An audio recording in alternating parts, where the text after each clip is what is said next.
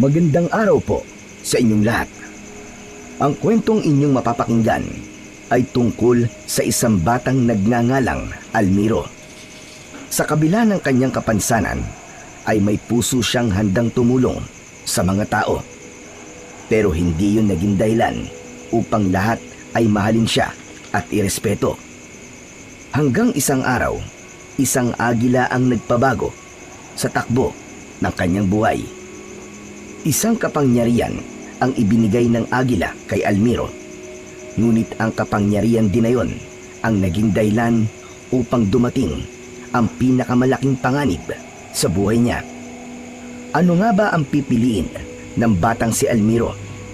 Ang mamuhay ng tahimik o lumipad sa panganib upang protektahan ang mga tao na dati ay hindi naniniwala sa kanyang kakayahan?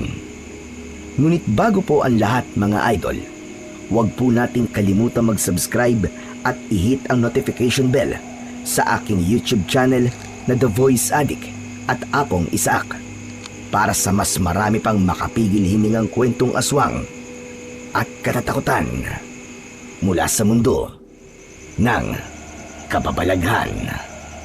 Umpisahan na po natin ang kwento. Benok naman oh, parang awa mo na. Ibalik mo na sa akin ang saklay ko. Sige na naman. Ibabalik ko lang to kapag nakatayo ka na dyan. Habulin mo na lang ako kung kaya mo, Almiro. Ay, oo nga pala. Hindi ka nga pala makakatakbo kasi pilay ka. Pilay. Isusumbong kita kay Lolo Victor kapag hindi mo yan binalik sa akin. Pilay ka na nga, sumbongero ka pa. Sige na kasi, tumayo ka na dyan. Ganito na lang, kahit makatatlong hakbang ka lang, ay ibabalik ko na to sa saklay mo. Bata pa lamang si Almiro ay may diferensya na ang kanyang kaliwang paa. Payat yun at halos butot balat na. Kaya naman, iginawa siya ng Lolo Victor niya ng saklay mula sa puno ng bayabas upang kahit paano ay magawa niyang makapaglakad. Kanina, habang naglalakad si Almiro para bumili ng bigas, ay biglang hinatak ni Benok ang kanyang saklay. Natumba siya at napaupo sa lupa. Halos lahat ng bata sa baryo nila ay paborito siyang gawing katatawanan dahil sa kanyang kapansanan. Pero si Benok ang pinakamatindi ang ginagawa sa kanya. O ano ha? Pilay? Kapag hindi mo ginawa ang gusto ko, puputulin ko na lang to sa saklay mo. O ano? Sige na, tumayo ka na dyan at humakbang ka na ng 3. Bilisan mo na, huwag ka nang pakupad-kupad pa. Sige Benok, gagawin ko ang gusto mo. Pero ipangako mo sa akin na kapag nakatatlong hakbang ako, ay ibabalik mo na sa akin ang saklay ko. Mangako ka. Oo, sige na. Promise. Wala ka bang tiwala sa akin? Sige na, tumayo ka na dyan, pilay. Para naman makakita na ako ng pilay na naglalakad. Ang totoo ay walang tiwala si Almiro sa batang si Benok. Hindi na niya mabilang kung ilang beses na siya nitong ginawan ng katatawanan. Ngunit alam niyang wala siyang magagawa kundi ang sundin ang gusto ni Benok para mabawi na niya ang saklay niya at makabili na siya ng bigas. Binagpag ni Almiro ang mga palad. Tumitig siya kay Benok na hawak pa rin ang saklay niya. Kulang na nga lang ay manghimatay si Benok sa labis na pagtawa sa kaawa-awang kalagayan ni Almiro ng sandaling yon. Itinuon ni Almiro ang mga palad niya sa lupa at nahihirapang inangat niya ang sariling katawan. Napangiwi siya nang maramdaman ang sarili niyang bigat pero hindi siya sumuko. Nang makatayo siya ay inilagay niya sa kanang paa niya ang lahat ng bigat ng kanyang katawan. Gumapang ang sakit sa kanyang kanang paa, paakyat sa kanyang binti. Nagawang makahakbang ng isa ni Almiro. Uy! Aba! Mukhang magagawa mo ang hamon ko sa'yo, Pilay ah. Sige pa, Pilay. Kaya mo yan. Hakbang pa. Dalawa na lang. Pilit na itinuon ni Almiro ang kaliwa niyang paa para magawa ang pangalawa niyang paghakbang. At nagtagumpay naman siya kahit grabe ang hirap na gawin yun. Mas lalo siyang tinawanan ni Benok na parabang sa tuwing nakikita nitong nahihirapan siya ay mas lalo itong nasisiyahan. Ngunit sa pangatlong hakbang ni Almiro ay hindi na niya kinaya at nabuwal na siya. Muli siyang napaupo sa lupa habang humahagalpak naman ng tawa si Benok. Kahit konting awa ay wala siyang nakita rito. Si Almirong Pilay, knockout, bagsak. O ano, makakatayo ka pa kaya? Benok, parang awa mo na. Ibalik mo na kasi sa akin ang saklay ko. Sige na. Alam mo, mas mabuti pang putulin ko na lang tong saklay mo. Bakit kasi lumalabas ka pa ng bahay nyo eh? Eh, Pilay ka lang nga eh. Hirap ka lang ang lumakad. Tumulo ang luha ni Almiro mula sa kanyang mga mata. Hindi na niya napigilan ang maiyak sa labis na awa sa kanyang sarili. Sobra ka na, Benok. Sobra ka na. Isusumbong talaga kita kay Lolo Victor. Isusumbong kita. Sinong tinakot mo? Eh di magsumbong ka sa lolo mong panot. Akala mo ba natatakot ako sa lolo mo? Biglang nanlaki ang mga mata ni Almiro nang makita niya ang kanyang Lolo Victor na palapit sa likod ni Benok. Tumayo ang matanda sa likod ni Benok nang hindi nito namamalayan. Talaga bang hindi ka natatakot sa akin, ha Benok? Nagulat si Benok at marahan itong lumingon sa likod. Sa kabila kasi ng edad ni Lolo Victor ay matikas pa rin ang dindig nito.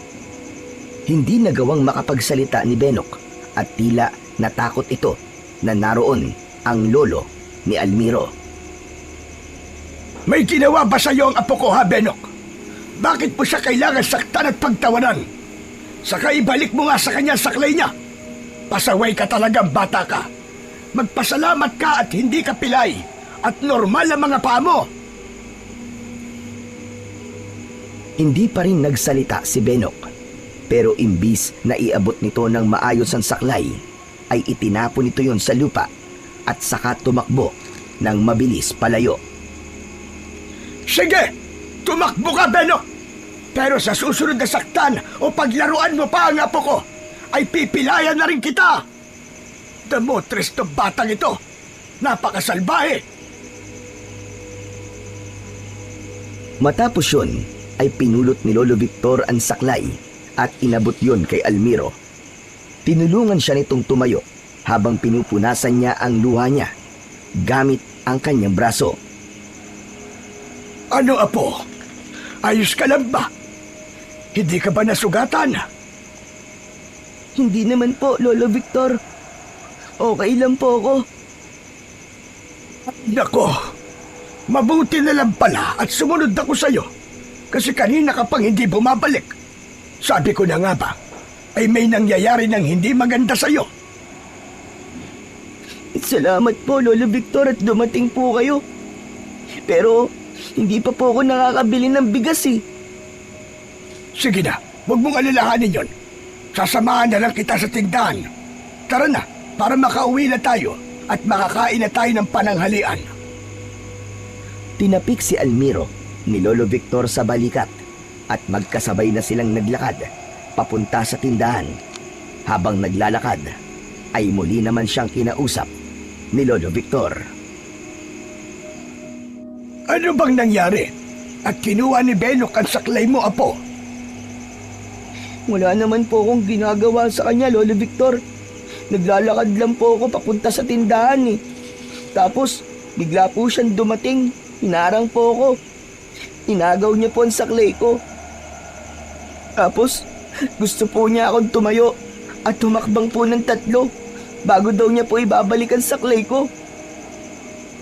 Pambihira. Grabe talagang Benok na yun. Nakakapanggigil. Parang hindi natuturuan ng tamang asal. Pero Lo, dapat po siguro, hindi niyo na po siya pinagbantaan kanina eh. Baka po kasi magsumbong po yun sa nanay niya. Kilala niyo naman po si Aling Elinita, di ba? Bungangera po yun.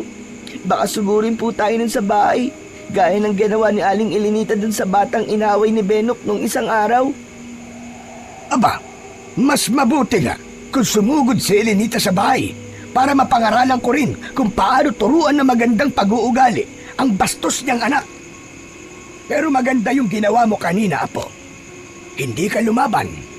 Dahil kung pinatulan mo pa si Benok, ay mas lalo lamang siyang matutuwa. Ang mga tulad kasi ni Benok, mas ginaganahan ng mga yan kapag nakikita nilang apektado ka sa ginagawa nila. Lolo naman eh, paano naman po ako lalaban sa kanya? Pilay po ako, Lolo Victor. Wala naman talaga akong kakayahan na lumaban sa kahit na po sino eh. Bakit? Iniisip mo ba, Apo, na ikaw ay mahina? Opo, kitang-kita naman eh. Kasi yun naman po talaga ang totoo. Ayoko pong paniwalaan na malakas ako. Kasi hindi naman po totoo na malakas ako. Kasi nga pilay po ako eh. Apo, hindi sa katawan na susukat ang lakas ng isang tao. Alam mo ba kung saan? Dito, sa puso, sa kung ano ang nasa loob mo. Iba pa rin ang may magandang pag-uugali kaysa sa puro pang-aapi lang ang alam. At alam mo kung sino ang tunay na matapang. Yung marunong tumayo at sabihin sa sarili na walang kahit na anong masasakit na salita ang magiging dahilan para lumiit ang tingin niya sa kanyang sarili. Dahil alam niya ang halaga niya bilang isang tao. Napangiti si Almiro sa sinabing yun ni Lolo Victor.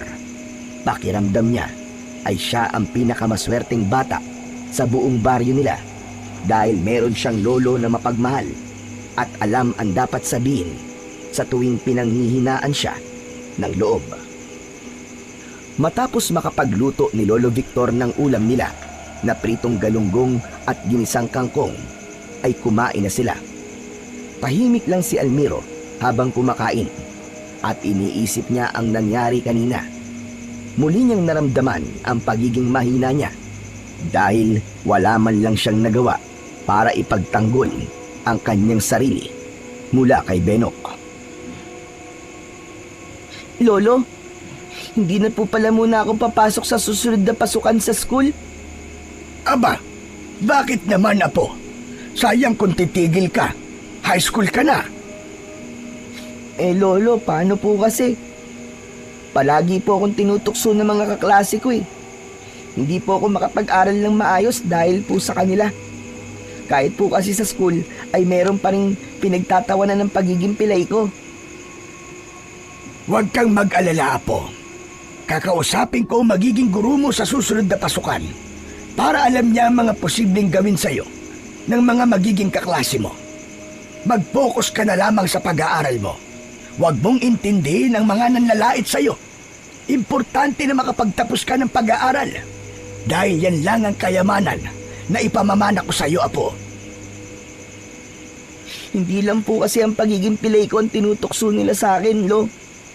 Wala raw po akong nanay tsaka tatay. Lo, ang saya siguro kung buhay pa sila, no? Hindi lang po kayo magtatanggol sa akin. Tumigil sandali si Lolo Victor sa pagkain. Diretso nitong tinignan si Almiro. Bakit, Apo? Kulang pa ba ako bilang tagapagtanggol mo? Hindi naman po, Lo. Ang totoo nga po niyan sobra-sobra nga po ang ginagawa nyo para ipagtanggol ako eh. Pero kung kasama pa po sila nanay tatay, mas masaya po siguro. Hindi na nila ako tutuksuin na putok sa buho. Sanggol pa lang si Almiro nang masangkot sa isang malagim na aksidente sa kalsada ang mga magulang niya. Pauwi na ang mga ito galing Maynila sakay ng isang bus nang bigla itong masabugan ng isang lumang tangke sa gilid ng daan. Wala ni isa sa sakay ang nakaligtas. Simula noon, si Lolo Victor na ang tumayong ama, ina at kaibigan ni Almiro. Siya na ang nag-alaga, nagpalaki at nagsakripisyo sa lahat. Ang hanap buhay nito ay simpleng pagtatanim ng gulay sa maliit nilang bakuran at paggawa ng uling tuwing hapon para maibenta sa palengke kinabukasan. Hindi marangya ang buhay nila, pero puno ito ng malasakit at tahimik na pagmamahal. Ngunit ngayon, sa gitna ng isang payak na tanghalian, lumabas ang sakit na matagal nang kinikimkim ni Almiro. Ang sakit ng pagkawala at ang tanong kung sapat ba ang meron siya. Ngunit kung may paboritong lugar si Almiro sa baryo nila, bukod sa kanilang bahay, ay yon ang kagubatan na matatagpuan sa dulong bahagi ng kanilang baryo. Doon siya madalas maglaro ng mag-isa dahil malayo siya sa panunukso ng mga bata sa baryo nila. Hindi siya pinagtatawanan ng mga hayop doon dahil meron siyang kapansanan. Pakiramdam niya ay normal siya sa mata ng mga hayop sa gubat. Minsan ay nagdadala pa siya ng pagkain para sa mga ibon at mga bayawak na naroon. Sa ganung paraan, kahit sandali, ay nakakalimutan niya ang sakit na dulot ng mga panunukso sa kanya. Isang umaga, nagtungo si Almiro sa gubat. May dala siyang bao na may laman na mga butil ng mais. Huminto siya sa isang malawak na kapatagan sa gubat na walang masyadong puno. Kumuha siya ng ilang piraso ng butil ng mais at isinaboy niya yon sa lupa. Ilang sandali lang ay dumating na roon ang mga ibon, kaya naging sunod-sunod na ang pagsaboy niya ng mga butil ng mais upang pakainin ang mga ibon na naroon. Panayan tuka ng mga ibon sa butil ng mais, at habang tumatagal ay mas dumarami pa ang mga ibon na pumupunta doon. Oh, teka lang. Huwag kayong mag-agawan. Marami pa ako rito, huwag kayong mag-alala. Napangiti si Almiro. Ang ganong gawain ay talagang nagbibigay ng kakaibang kasiyahan para sa kanya. Ngunit sa gitna ng pagtuka ng mga ibon sa mga butil ng mais, ay isang bato ang biglang lumipad sa kung saan at tumama yon sa mga ibon. Nagkagulo ang mga yon at sabay-sabay na lumipad palayo. Nagulat at nagtaka si Almiro kung saan nanggaling ang bato, hanggang sa nakita niya si Benok na palapit sa kanya habang may hawak itong tirador. Grabe ka na talaga, Almiro. Dahil walang nakikipagkaibigan sa'yo, ang mga ibon na ang kinakausap mo. Hindi ka nalang pilay. Baliw ka na rin. Bakit? Wala namang masama sa ginagawa ko ah. Baka naiinggit ka kasi pinapakain ko sila. Kung gusto mo, Benok, sa'yo na lang itong natirang butil ng mais oh. Nawala ang ngisi ni Benok sa sinabing yun ni Almiro. Tila naasar ito sa sinabi niya. Kumuha ito ng bato mula sa bulsa ng shorts at ibinala yon sa tirador nito. Itinutok ni Benok ang tirador kay Almiro. Bahagyang napaatras si Almiro dahil sa labis na takot. Aba. Sumasagot ka na ngayon sa akin ah. Gusto mo bang ikaw ang tiradorin ko ha, pilay? Benok, huwag naman. Sorry na talaga. Walang sorry sa akin. Ako ang pinakamatapang na bata sa baryo natin. Tapos sinasagot-sagot mo lang ako ng ganyan? Ang tapang mo ah. Ngayon, tignan natin kung makakasagot ka pa kapag tinirador ko na yung bunganga mo. Benok, sorry na talaga. Hindi na ako ulit. Nabigla lang ako eh. Eh kung sabihin ko kaya sa'yong nabigla rin ako, tapos bigla kitang tiradorin, ha? O ano? Sumagot ka. Benok, wag naman oh. Parang awa mo na. Hindi ka ba naaawa sa akin? Bakit naman ako maaawa sa'yo, ha? Alam mo kung anong nararamdaman ko sa'yo, ha, Almiro? Inis! Galit! Ano kaya kung tiradurin ko na lang kaya ang mata mo? para hindi ka nalang pilay, kundi bulag ka na rin. Napakagat sa labi si Almiro at halos hindi na siya makahinga. Nangingilid na ang kanyang luha, ngunit sinubukan pa rin niyang magsalita at makiusap kay Benok. Sa itsura kasi ni Benok ay parang seryoso ito sa mga sinasabi nito. Wag! Wag, Benok! Maawa ka na sa akin! Hindi na ulit ako sasagot sa'yo sa susunod! Parang awa mo na, wag mo akong tiradorin sa mata!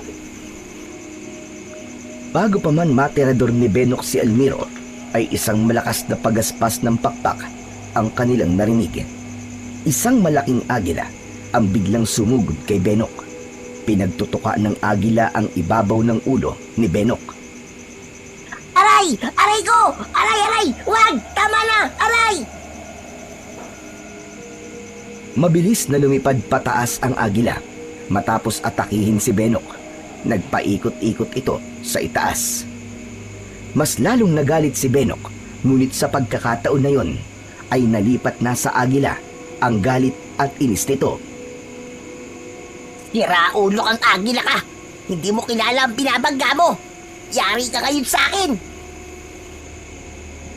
Nang makita ni Almiro na titiradorin ni Benok ang agila, ay naisipan niyang pigilan ito. Ngunit hindi niya na yon tinuloy dahil alam niya na mas lalo itong magagalit sa kanya. Tuluyan na ngang tinirador ni Benok ang agila. Tumama ang bato sa pakpak ng agila at bumulusok yun paibaba at bumagsak sa mapunong bahagi ng kagubatan.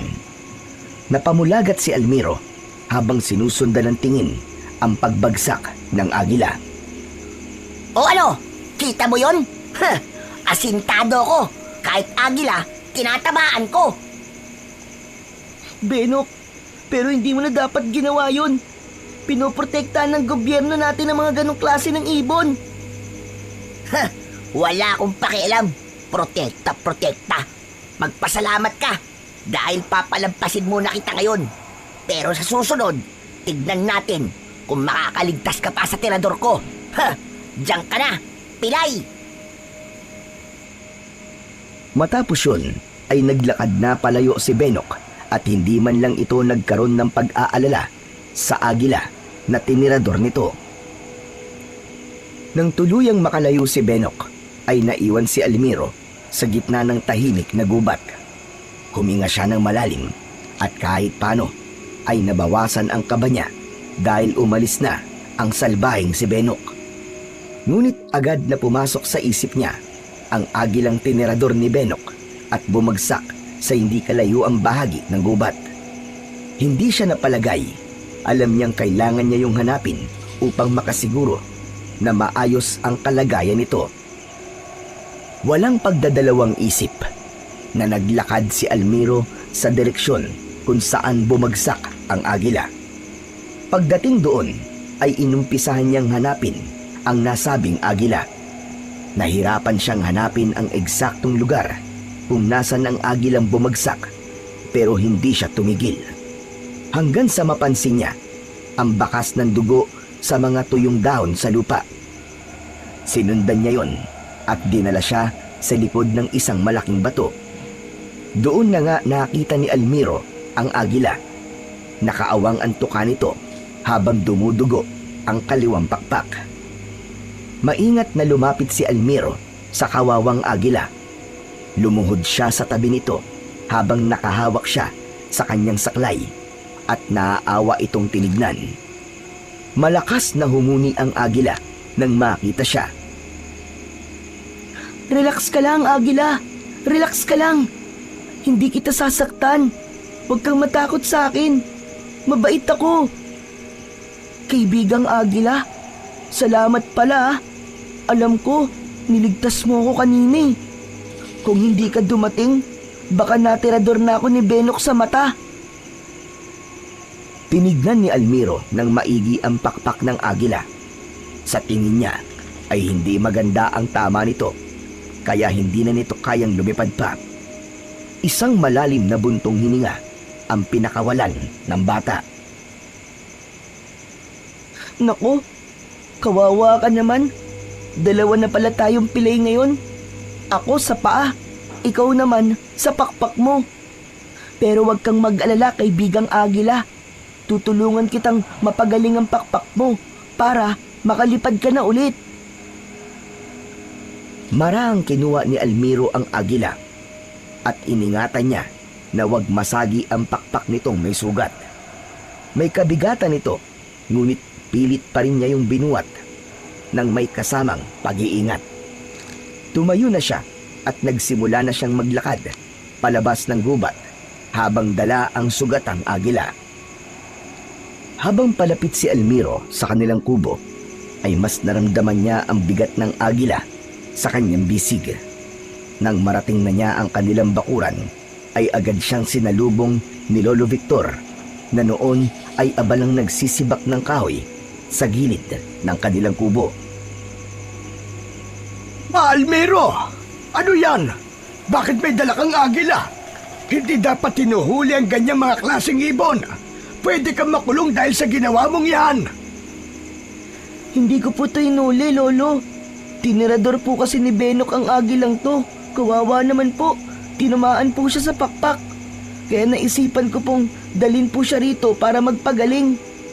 Baka kasi kung iwanan ko po siya sa gubat, ay baka kainin po siya rin ng mababangis na hayop eh.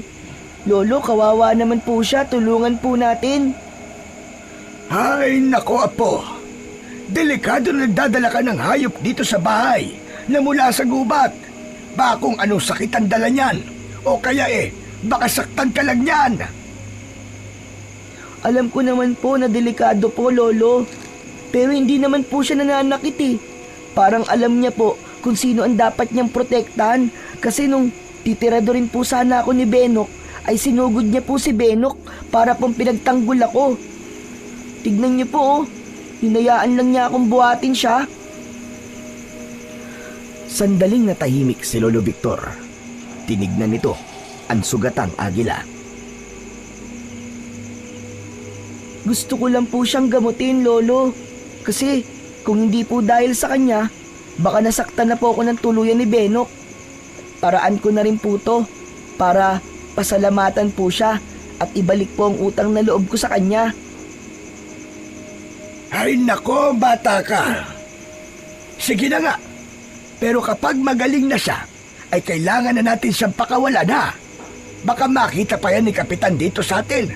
Sigurado ko na sasabihin nun sa mga kinauukulan na may inaalagaan tayong agila dito.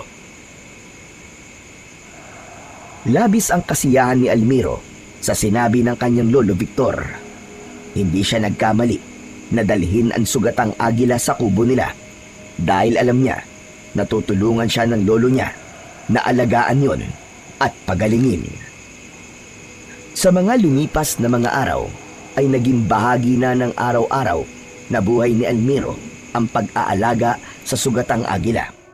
Tuwing umaga, pagkagising niya ay pinapalitan niya ng benda ang pakpak nito. Maingat niyang nililinisan ang sugat ng agila at nilalagyan yon ng gamot. Siya rin ang nagpapakain at nagpapainom dito ng tubig. Sa likod ng kanilang kubo ay nagtayo si Lolo Victor ng isang simpleng kulungan mula sa pinagtagpi-tagping kawayan at yero na may sapat na laki upang makagalaw ng maayos ang agila habang nagpapagaling. Sa mga sandaling walang ginagawa si Almiro ay kinakausap niya ang agila. Tila naging isang kaibigan na niya ito at dito niya ikinikwento ang buhay niya at ang kanyang mga pangarap kahit pa hindi siya sigurado kung naiintindihan ba siya ng ibon.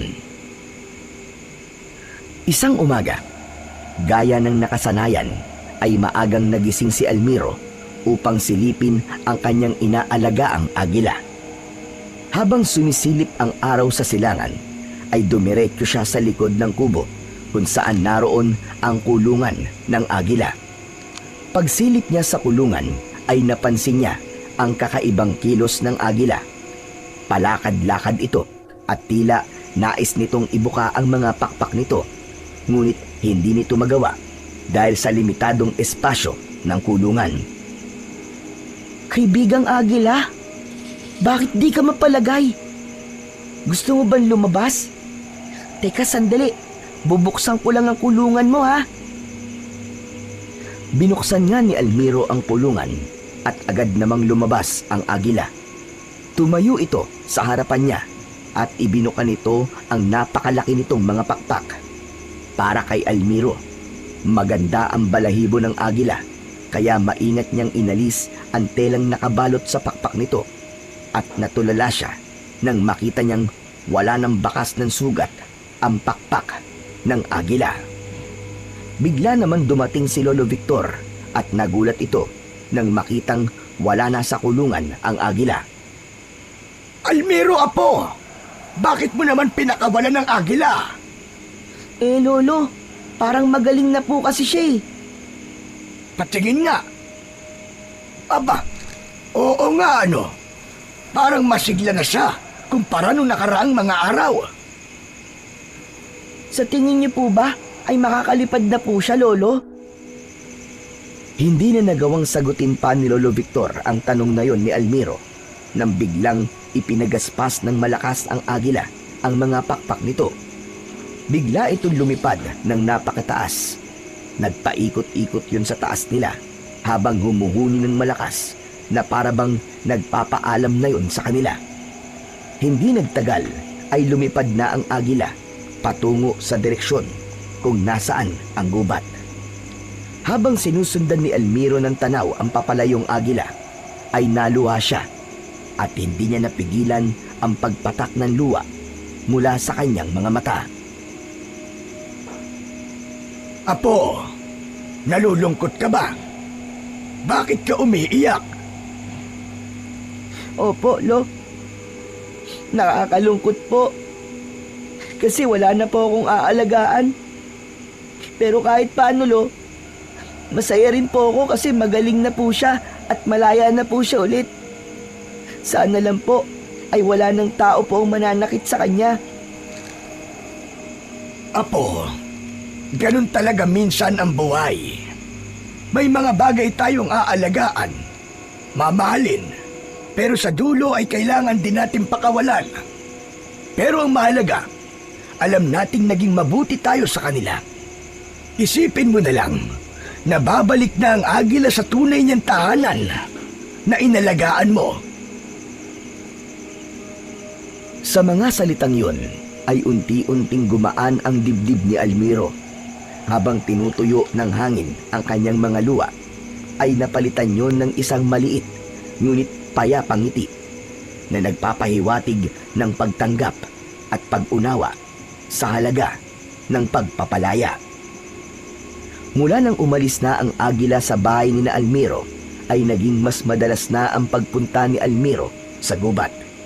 Hindi na lang basta nagpupunta roon para magpakain ng mga ibon o kaya ay maglaro na mag-isa, kundi nagnanais na rin siya na muli niyang makikita ang agilang minsan ay naging kaibigan at tagapagligtas niya. Ngunit sa bawat araw na lumilipas, ay bigo palagi si Almiro na makita ang nasabing agila. Isang hapon, umuwi si Almiro mula sa gubat na bagsak ang mga balikat. Nakayuko siyang pumasok sa kanilang kubo at agad na napansin ni Lolo Victor ang lungkot na bumabalot sa kanya. Almiro, apo, parang hindi ka masaya ngayon. Bigo ka pa rin bang makita ulit yung agila? Lolo, gusto ko lang po kasing makasiguro kung ayos lang po ba talaga siya. Pero hanggang ngayon po, hindi pa rin po siya nagpapakita sa akin. Para kasi sa akin, Lo, ay naging kaibigan ko na po siya. Alam mo, apo, minsan ang mga kaibigan natin ay dumarating sa tamang panahon at umaalis din sa tamang dahilan. Pero hindi ibig sabihin nun na nawala na sila sa buhay natin. Yung alaala, kabutihan at ang panahon na magkasama kayo ay habang buhay na nariyan sa loob ng puso mo. Napatingin si Almiro sa lolo niya at bagaman hindi pa rin nawala ang lungkot sa mga mata niya, ay may bahagyang paggaan ng dibdib na naramdaman niya. Kung talagang itinadhana, ay babalik siya. Pero kung hindi man, ibig sabihin ay hanggang dun na lang talaga ang kwento nyo at dapat ay maging masaya ka na naging bahagi ka ng buhay niya sa maikling panahon. Tumango si Elmiro at sa unang pagkakataon sa araw na yon, ngumiti siya. Nang sandaling yon, ay inisip na lang ni Elmiro na nasa mabuti ng kalagayan ang agilang inalagaan niya at malaya na ulit itong makakalipad at nagagawa ang gusto nito. Tama po kayo, Lo. Siguro nga po, dapat maging masaya na lang po ako at nakakalipad na ulit siya at malaya na po siya. Pero sana balang araw, gaya po ng agila na yon, ay gumaling na din po ako. Sana, makakalakad din po ako ng normal, gaya ng ibang bata. Para sa akin, Apo, ay normal ka. Hindi man parehong-pareho sa iba, pero sino bang nagsabi na iisa lang ang kahulugan ng pagiging normal? Napatingin si Elmiro sa kanyang lolo at nagpatuloy ito sa pagsasalita. May mga bagay na meron ka na wala naman sa ibang mga bata. May malasakit ka, hindi lang sa kapwa mo, kundi sa mga hayop din, Apo. Hindi lahat ng bata ay may pusong kagaya ng sayo. Yan ang pakatatandaan mo. Lolo, sa tingin niyo po ba ay makakalakad pa po ako nang hindi na po kailangan ng saklay? Ayokong paasahin ka, Apo. Sa ngayon ay hindi pa talaga. Pero malay natin, hindi ba? Hindi natin alam kung ano ang plano ng Diyos sa'yo. Pero ang alam ko lang, ang mga batang kagaya mo na mababait at may pagmamahal sa kapwa at mga hayop ay may nakahandang magandang plano mula sa ating Panginoon. Natahimik si Elmiro at sa kabila ng maliit na tingin niya sa kanyang sarili ay may pag-asa siyang nakita sa mga sinabi sa kanya ni Lolo Victor. Napagtanto niyang tama ito at ang kailangan lang niyang gawin ay magtiwala sa kung ano ang plano ng Diyos para sa kanya. Isang umaga, matapos mag-almusal, ay nagtungo si Elmiro sa gubat na may dalang bao na may lamang butil ng mga mais. Nagpunta siya sa lugar kung saan madalas siyang makakita ng mga ibon. Tila alam na rin ng mga ibon na sa ganung oras ay naroon siya para magpakain sa mga ito. Nang makarating si Elmiro sa lugar na yon, ay agad niyang sinimulan ang paghagis ng mga butil ng mais sa lupa. Magkakasabay na lumapit ang mga ibon upang tukain ang mga butil ng mais. Masayang pinanood ni Elmiro ang mga ibon na nag-aagawan sa pagkain. Maya-maya pa ay nakarinig si Elmiro ng isang pamilyar na malakas na huni ng isang ibon. At sa pagtingala niya ay nagulat siya ng isang agila ang makita niyang lumilipad. Pakiramdam niya ay tumalon ang puso niya palabas nang mapagtanto niya na yon ang agilang inalagaan nila ni Lolo Victor. Kumaway siya sa agila kahit hirap siyang gawin yon dahil sa saklay. Ngunit tila nakita naman si Elmiro ng agila dahil bumaba ito at dumapo sa isang sanga ng punong malapit sa kanya. Mabilis niyang nilapitan ang punong yon at tumingala. Kaibigang agila, butit nagpakita ka. Kumusta ka na? Grabe, ang laki mo pa rin. Nakakatuwa na nakakalipad ka na ulit ng maayos. Alam mo ba na palagi ako nagpupunta rito sa gubat kasi gusto talaga kitang makita eh. Namimiss na kita. Laking gulat ni Elmiro nang biglang nagliwanag ang agila at unti-unting nagbago ang anyo nito. Napasinghap siya, ngunit hindi niya magawang umalis dahil sa labis na pagkabigla.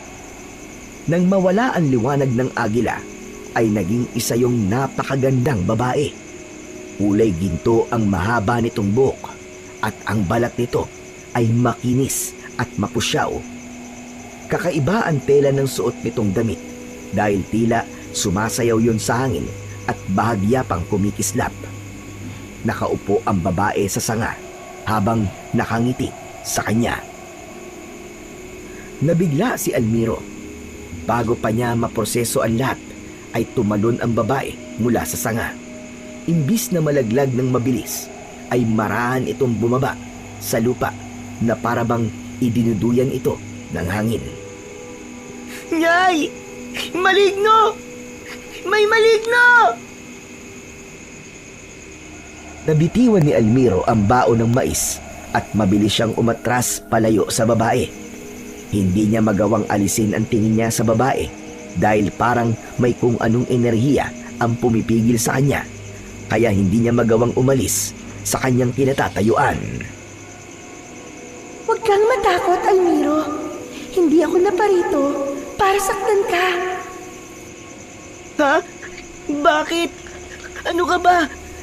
Paano mula sa agila ay naging isa kang babae? Sabihin mo nga, maligno ka ba? Ako si Maningning. Isa ako sa mga diwata na naninirahan sa gubat na ito. Matagal na kitang nakikita rito, Almiro. Nung araw na nakita kong titira-turing ka ng batang si Benok, ay hindi ako nakatiis na hindi ka tulungan. Nag-anyo ko bilang isang agila para mailigtas ka. Pero hindi ko inaasahan na aalagaan mo ko nang masugatan ako sa aking pakpak kahit maaari mo naman akong pabayaan na lamang. Mahal na diwata, ginawa ko lang naman po kung ano sa tingin kong tama. Itinuro po kasi sa akin ni Lolo Victor na hindi dapat maging hadlang ang kapansanan ko para tumulong po sa mga nangangailangan kung kaya ko naman pong tumulong. Tunay na maganda at maayos ang pagpapalaki sa iyo ng lolo mo. Nakikita kong busilang ang iyong puso, Almiro. May tapang ka na natutulog sa loob mo. At naniniwala ko na kailangan mong gisingin ang tapang na yan upang mas marami ka pang matulungan. Ang kabutihan mo ay hindi pangkaraniwan, Almiro. Kailangan ka ng mundong ito. Teka, sandali lang po, mahal na diwata. Ano po kasi, hindi ko po maintindihan ng mga sinasabi niyo po sa akin. Ano po bang ibig niyong sabihin? Ano pong kailangan ako ng mundo? Ang isang batang kagaya mo na may mabuting puso ay dapat ginagantimpalaan ng higit pa sa inaasam at pinapangarap mo. Inilahad ni Maningning ang kamay nito at mula sa palad ng diwata ay unti-unting sumiklab ang liwanag. Nang maglaho ang liwanag ay isang kwintas ang naiwan sa palad nito na may palawit na hugis ng balahibo ng isang agila. Hindi mawari ni Almiro kung saang metal gawa ang palawit na yon. Kunin mo yan, Almiro, at isuot mo. Napatitig si Almiro sa kwintas. May pag-aalangan siyang naramdaman, ngunit sa loob niya ay parang may mahihinang tinig na nagsasabi na magtiwala lang siya kay Maningning. Inabot niya ang kwintas at isinabit yon sa kanyang leeg. Anong kwintas ito, Maningning? Ang ganda naman po nito. Yan ay may palawit na tinatawag naming mutya ng pakpak ng agila. Isa yan sa mga pinakabihirang biyayang taglay ng aming lahi. Sa pagsusuot mo yan, ay magagawa mong makalakad ng walang saklay. Magkakaroon ka rin ng lakas, pandinig at paningin ng higit sa pangkaraniwang tao. At higit sa lahat, magagawa mo ring lumipad ng gaya sa isang agila. Napatitig si Almiro sa diwatang si Maningning at bahagya siyang natawa. Yung mga una mo pong sinabi, pwede ko pang paniwalaan. Pero yung makakalipad ako, mukhang imposible naman po yata yun. Ikinumpas ni Maningning ang isa nitong kamay at mula roon ay lumitaw ang isang bilog na liwanag. Ang liwanag ay marahang lumutang at pumasok sa mutya ng pakpak ng agila na nakasabit sa leeg ni Almiro. Kasunod nun ay parang may mainit na agos ng hangin na dumaloy sa katawan ni Almiro na nasa kanyang mga paa. Napakunot ang noo ni Almiro. May kakaiba siyang naramdaman sa kaliwang binti niya na parabang may humaplos na malamig na kamay doon. Yumuko siya at halos hindi siya makahinga sa kanyang nakita. Ang kaliwang binti at paa niya na dating parang tuyot na kahoy ay nagkaroon na ng buhay at naging kagaya na yon ng kanyang isa pang paa. Iginalaw niya yon at inihakbang. Ibinaba niya ang kanyang saklay at binalansi niya ang sarili niyang katawan at halos maiyak siya nang sa wakas ay nagawa na niyang ilakad ng maayos ang dalawa niyang mga paa nang hindi na kailangan pa ng saklay. Hinawakan ni Maningning ang kamay ni Almiro kaya napatingin siya sa muka ng mabuting diwata. Talaga bang hindi ka naniniwala na kaya mo nang lumipad? Bakit hindi mo subukan, Almiro? Bago pa makapagsalita si Almiro, ay naglaho na sila ng diwatang si Maningning. Sa biglang paglitaw nila sa kung saan, ay naramdaman ni Almiro ang nakakalunod na hangin na humahampas sa kanyang muka. Nanlaki ang mga mata niya nang mapagtanto niyang nasa ere siya at napakataas ng kanyang pinaroroonan. Mabilis siyang bumubulusok pa ibaba at natatanaw niya sa ibaba ang malawak na kagubatan. Ah! Tulungan mo ako, Maningning! Nahuhulog ako! Tulungan mo ako! Mula sa kaliwa ni Almiro ay sumabay sa kanya ang isang malaking agila na alam niyang ang diwatang si Maningning. Huwag kang matakot, Almiro. Isipin mong kaya mong lumipad. Paano? Hindi ko alam! Maniwala ka.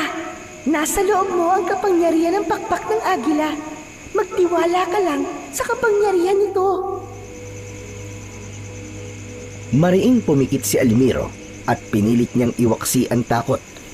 Humawak siya sa kwintas na nasa kanyang dibdib at buong puso niyang inisip na kaya niyang lumipad. At bago pa man tuluyang sumayad ang kanyang katawan sa mga sanga ng mga puno, ay naramdaman niya na tila niyakap siya ng hangin at biglang bumagal ang kanyang pagbagsak hanggang sa tuluyan na siyang lumulutang. Dahan-dahan niyang iminulat ang kanyang mga mata. Tinignan niya ang mga kamay at katawan na tila nababalot ng kakaibang enerhiya. Sinalubong siya ng malamig na ihip ng hangin at parabang alam ng katawan niya kung ano ang dapat gawin. Ikinampay ni Almiro ang kanyang mga braso at nagulat siya nang gumalaw ang katawan niya kasabay nito. Umangat siya, umikot, lumipad siya pakanan at pakaliwa. Pakiramdam niya ay isa siyang ibon ng sandaling yun. Masayang tumawa si Almiro habang lumilipad sa impapawid. Ang kanyang luha ay napalitan ng ngiti. Buong buhay niya ay pinapanood lang niya ang ibang batang tumatakbo. Ngunit ng sandaling yon ay hindi lang niya kayang tumakbo, kundi kaya niya ring makalipad. Habang patuloy na lumilipad si Almiro sa malawak na himpapawid, ay sinasabayan siya ni Maningning na nasa anyong agila. Bawat galaw niya ay sinusundan nito na parabang ginagabayan siya nito habang tinatamasa niya ang bagong kakayahang hindi niya kailanman inisip na posibleng mangyari. Nang magsimulang mapagod si Almiro, ay nagdesisyon na siyang bumaba. Marahan siyang bumaba hanggang sa muling lumapat ang mga paa niya sa lupa. Napangiti siya nang makita ang saklay niya sa lupa at naisip niya na simula sa araw na yon ay mukhang hindi niya na yon kakailanganin. Kasabay niyang bumaba ang agila. Pagkadapo nito sa lupa ay isang liwanag ang bumalot sa katawan nito at mula sa liwanag ay muling lumitaw ang diwatang si Maningning sa anyo ng isang babae. Mahal na diwatang Maningning, sabihin niyo, nananaginip lang po ba ako? Totoo po ba lahat ng to? Talaga bang nakakalipad po ako? Nakalipad ba ako talaga kanina? Hindi pa naginip ang lahat ng ito, Almiro. Nagawa mo ang lahat ng yon dahil sa kapangyarihan ng mutya ng pakpak ng agila. Dahil hindi pa rin makapaniwala si Almiro sa nangyari, ay sinampal-sampal pa niya ang kanyang sarili sa pisngi at kinurot ang kanyang braso. Napangiwi siya sa sakit. Aray! Aray ko! Totoo nga, hindi nga ako nananaginip. Yan ang kantimpala ng mga batang may mabubuting puso, Almiro.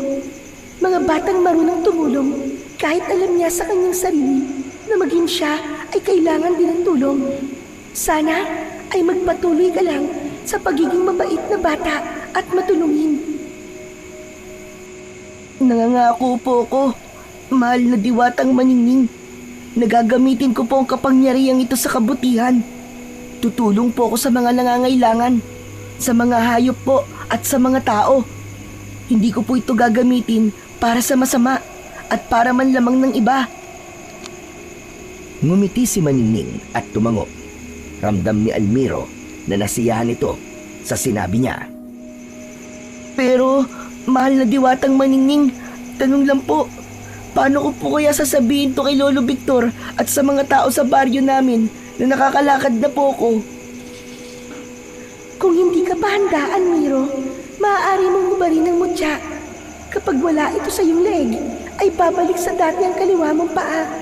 Pero sa tuwing isusuot mo yan, ay magiging normal ka ulit at muling mapapasayo ang lahat ng kapangyarihan ng mutya ng pakpak ng agila. Ibig po bang sabihin, kapag nawala po ang kwintas, ay hindi na po ako makakalakad ng normal? Hindi na rin po ako makakalipad? Tama ka, Almiro. Kaya dapat pangalagaan mo yang mabuti.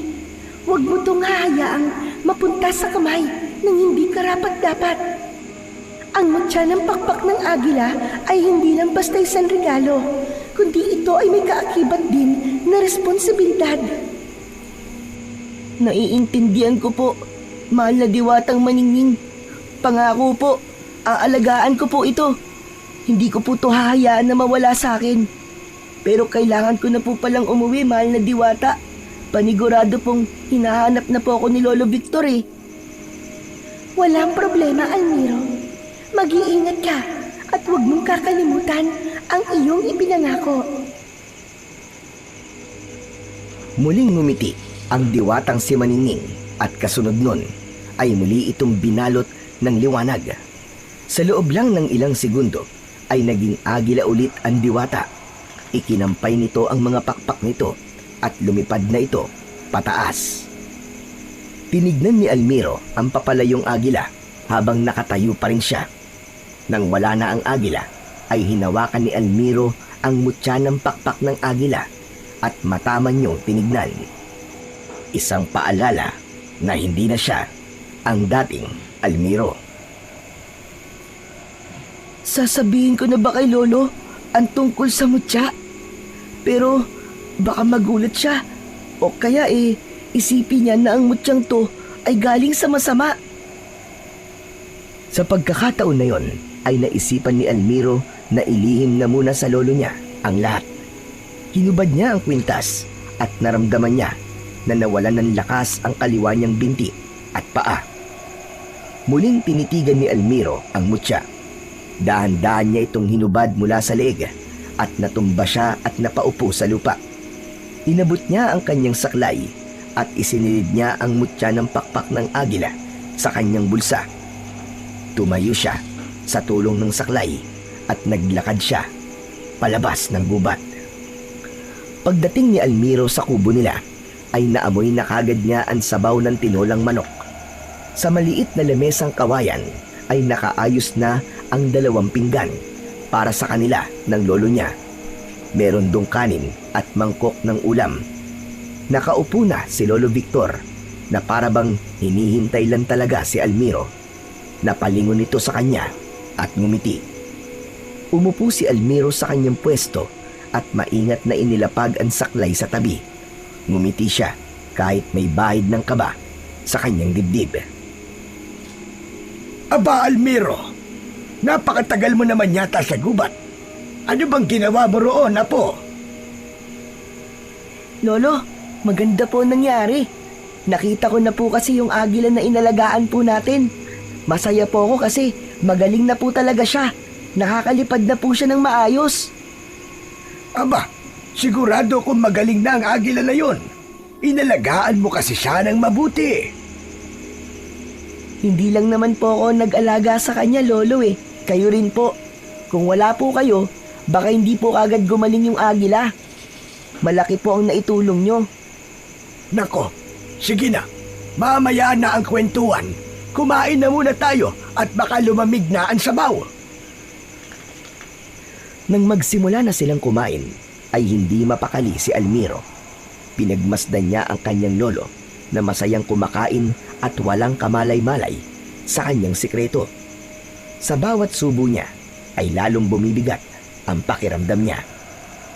Hindi sanay si Almiro na magsinungaling, lalong hindi siya sanay magtago ng mahalagang bagay sa kanyang lolo. Kaya naman sa isip niya ay humingi siya ng tawad sa lolo niya dahil hindi pa siya handang sabihin dito ang tungkol sa mutya ng pakpak ng agila. Simula noon, sa tuwing nagpupunta si Almiro sa gubat, ay palagi niya nang isinusuot ang mutya ng pakpak ng agila. Sinasamantala niya ang pagkakataon na walang ibang tao ang nakakakita sa kanya at palagi siyang lumilipad kasama ang mga ibon. Kung minsan naman ay tumatakbo siya sa gubat at nakikipaghabulan sa mga hayop na naroon. Palaging nag-iingat si Almiro at sinisiguro niya na walang taong makakakita sa kanya. Samantala, sa baryo ni na Almiro ay kung ano-ano ang naging libangan ng mga bata dahil wala pa rin pasok sa eskwelahan. Nauso ang panghuhuli ng gagamba at halos lahat ng batang lalaki ay ganon ang ginagawa. Pinaglalaban ng mga ito ang mga gagamba sa isang tingting. Ngunit si Almiro ay hindi nawili sa ganung laro. Mas pinili niyang mag-isang maglaro sa gubat. Isa pa, hindi siya komportable sa ideyang pinaglalaban ang mga hayop para lamang sa pansamantalang kaligayahan. At higit pa roon, mas gusto niya ang tahimik na gubat kung saan kaya niyang gawin ang mga bagay na minsan ay pinangarap lang niya noon. Isang gabi, habang mahimbing na natutulog si Almiro sa tabi ni Lolo Victor, ay bigla siyang nagising na para bang binuhusan siya ng malamig na tubig. May narinig siyang sigaw ng isang batang lalaki na tila ba humihingi ng tulong. Ang sigaw ay hindi nagmula sa labas kundi sa loob ng kanyang ulo. Napakapit si Almiro sa kanyang dibdib. Bumilis ang tibok ng puso niya at muling umalingaw-ngaw sa isipan niya ang sigaw na yon. Bumangon siya at inabot ang kanyang saklay. Tumayo siya mula sa banig. Maingat ang bawat takbang dahil ayaw niyang magising si Lolo Victor na mahimbing na natutulog. Kinuha niya ang mutya ng pakpak ng agila at inilagay yon sa bulsa ng kanyang shorts. Walang pagdadalawang isip na lumabas si Almiro. Naglakad siya at hinayaan lang niya na dalhin siya ng kanyang mga paa sa kung saan siya nito gustong dalhin. Nakarating siya sa kagubatan. Palakas ng palakas ang sigaw na naririnig ni Almiro. Huminto muna siya at sa pagtingala niya sa kalangitan ay doon niya nakita ang isang nilalang na lumilipad. Sa unang tingin ay inakala niya na isa lamang yung malaking ibon. Ngunit habang tinitignan yon ni Almiro ay napagtanto niya na hindi yon isang normal na ibon lamang. Agad na isinuot ni Almiro ang mutya ng pakpak ng agila at naramdaman niya ang paggapang ng kapangyarihan nito sa buong katawan niya. Nang muling tignan ni Almiro ang nilalang na nasa himpapawid, ay nagulantang siya nang malinaw na niyang nakita ang itsura nito. Para yung isang tao na may malalaking itim na pakpak na parabang sa ibon. Malahalimaw ang mukha nun at ang mga kuko ay matatalim na parang mga kutsilyo. Ngunit ang gumuluntang ng labis kay Almiro ay ang tanga ng halimaw na isang bata. walang iba kundi ang salbahing si Benok. Naku, kawawa naman si Benok. Kailangan ko siyang tulungan. Baka kung anong gawin sa kanya ng nilalang na yun. Pero kapag ginawa ko naman yun, ay malalaman na ni Benok na may kapangyarihan ako. Nahulog sa malalim na pag-iisip si Almiro kung dapat ba niyang tulungan si Benok o dapat niyang piliin na protektahan ang kanyang sikreto. Kilala niya kasi si Benok at base sa pagkakakilala niya rito ay malaki ang posibilidad na kahit tulungan niya pa ito ay sasabihin pa rin ito ang matutuklasan nito sa kanya. Patawarin mo ako, Benok. Pero hindi ko kayang magtiwala sa'yo. Pasensya na. Sa pagkakataon na yon ay nagdesisyon na si Almiro na pabayaan si Benok. Ngunit nang paalis na siya ay muling umalingaw-ngaw ang sigaw ni Benok. Tulong! Tulungan niyo ako! Ayoko magmamatay! Iligtas niyo ako sa halimaw na to! Saklolo! Hindi. Hindi ko pwedeng pabayaan si Benok. Kawawa naman siya. Baka mamaya patayin siya ng halimaw na yon. Lumingon si Almiro sa paligid upang maghanap ng kahit na anong bagay na pwede niyang magamit na armas. Ngunit bigo siyang makakita hanggang sa nakita niya ang kanyang saklay at agad niya yung kinuha. Saklay, huwag mo akong bibiguin ha. May kailangan tayong iligtas. Matapos yun ay walang pagdadalawang isip na lumipad si Almiro. Itinulak siya ng hangin paitaas. Sa himpapawid, hinabol niya ang halimaw na may tangan kay Benok. Binilisan niya ang paglipad at iniharang niya ang sarili sa halimaw na nagulat nang makita siya. Maging si Benok ay hindi makapaniwala. Almiro? Hala! Paano kang nakakalipad? Hindi na sumagot si Almiro. Nakasentro lang ang tingin niya sa halimaw. Maigpit niyang hinawakan ng saklay at buong lakas niyang inihampas yun sa muka ng halimaw. Sumigaw ang halimaw na parabang isa itong napakalaking ibon. Nabitiwan ng halimaw si Benok at bumulusok ito paibaba. Hindi na nagsayang pa ng sandali si Almiro at sinundan niya si Benok paibaba at matagumpay niya itong nasalo gamit ang kanyang mga bisig at habang hawak niya pa rin ang kanyang saklay. Mabilis na lumipad si Almiro palayo sa halimaw at nang masiguro niya na hindi na yon nakasunod sa kanila ay bumaba na sila sa isang bahagi ng gubat na maraming puno kung saan sigurado siya na hindi na sila masusundan ng halimaw. Maingat na ibinaba ni Almiro sa lupa si Benok. Agad itong lumayo sa kanya habang bakas pa rin ang takot sa mukha nito. Lalapitan niya sana si Benok pero inambahan siya nito ng suntok.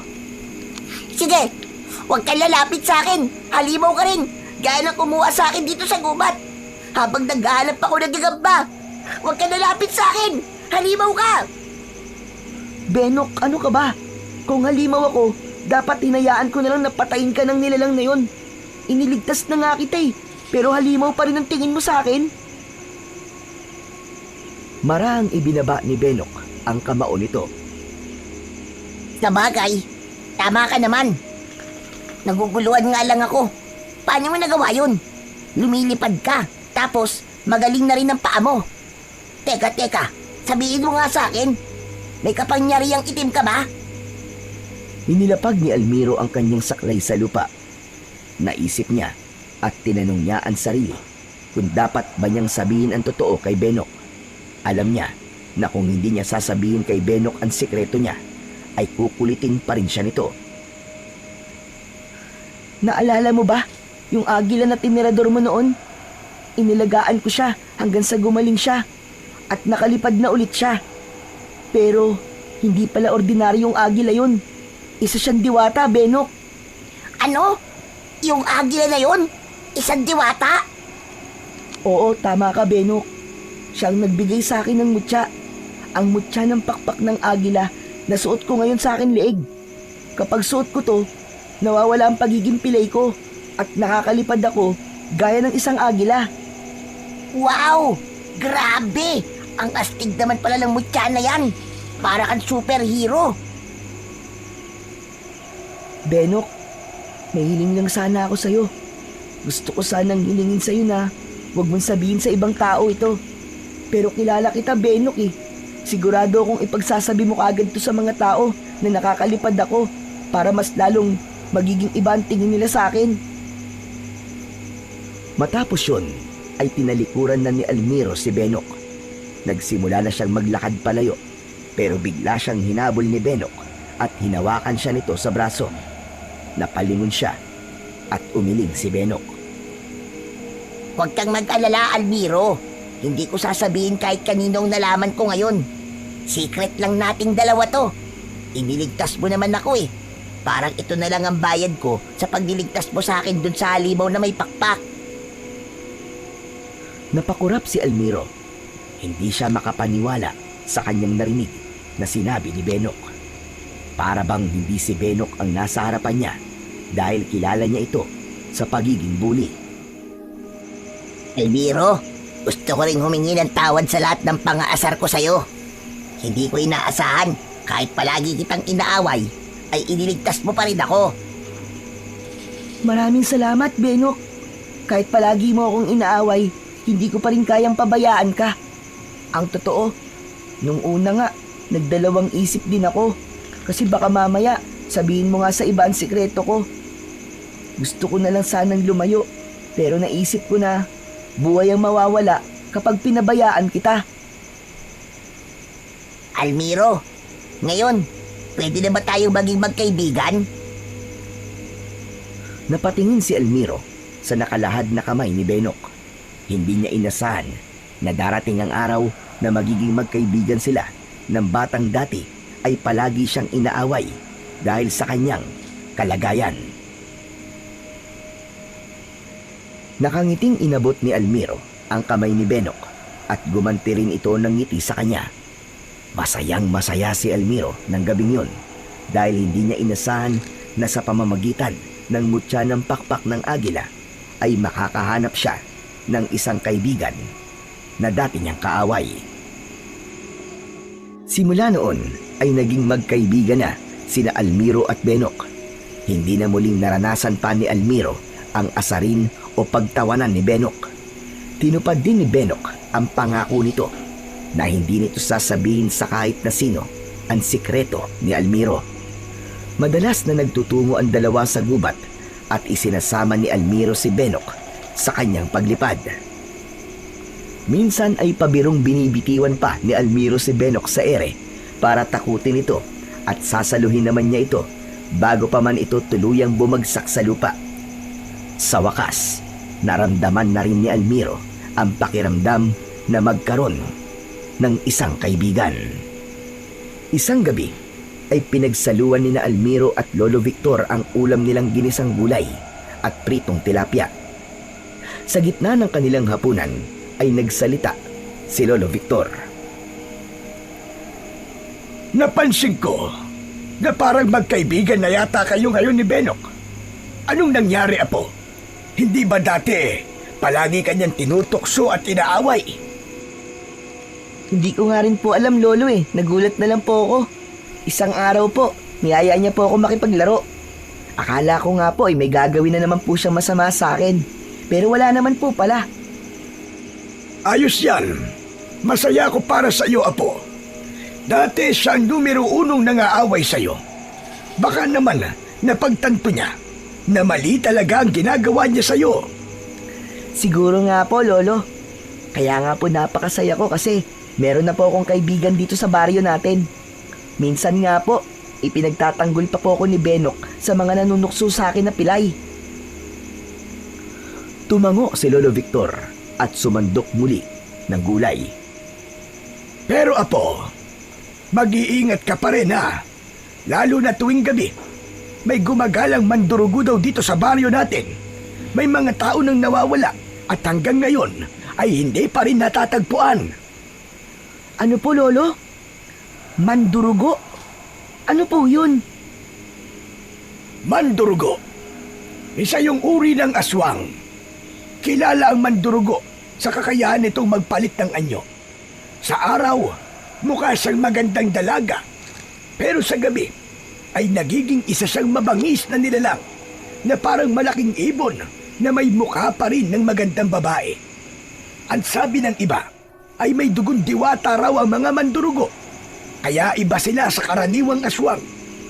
Pero ang nakapagtataka, ayon sa mga nakakita, ay napakapangit daw ng anyo ng mandurugo dito sa ating baryo. Natigilan si Almiro sa sinabing yun ng kanyang lolo Victor. Biglang bumalik sa alaala niya ang nilalang na tumangay kay Benok, ang matutulis nitong mga kuko, ang itim na pakpak na parabang sa dambuhalang ibon, at ang mukha nitong malahalimaw. Napagtanto ni Almiro na yun ang mandurugong tinutukoy ng kanyang lolo. Isang umaga, nasa gubat sina Almiro at Benok. Kakatapos lang nilang maglaro at naisipan nilang magpahinga sa ilalim ng isang mayabong na puno. Pareha silang kumakain ng kaimito na kinuha nila kanina sa isang puno sa hindi kalayuan. Almiro, alam mo ba yung tungkol sa mandurugo na umaatake sa baryo natin? Oo, Benok. Nabanggit na sa akin ni Lolo nung isang araw. Ang sabi ng kapitbahay natin ay may tatagpuan daw na dugo ang damit malapit sa tabing ilog kahapon. Baka raw biktima na naman ng mandurugo yun. Saka may narinig din akong kwento na may isa raw dalaga na muntik ng madagit ng mandurugo. Mabuti na lang daw at tinulungan siya ng mga tanod. Grabe na talaga. Nakakatakot na talagang lumabas tuwing gabi, lalo na't hindi natin alam kung kailan sasalakay yung mandurugo na yun.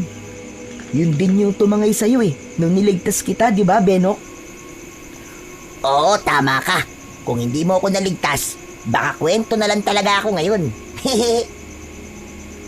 Napatingin si Almiro sa malayo at naisip niya na sa mga tao sa baryo nila ay maaaring siya lamang ang may kakayahan na lumaban sa mandurugo. Pero naisip niya na bata pa rin siya. Kahit pa nagmamay-ari siya ng isang makapangyarihang mutya, baka hindi pa rin niya kayanin ang mandurugo, at baka kapag hinarap niya ito ay siya naman ang mapahamak. Araw-araw na nababahala si Almiro dahil sa mandurugo, pakiramdam niya ay may kailangan talaga siyang gawin upang matigil na ang pagpatay nito sa mga tao sa baryo nila.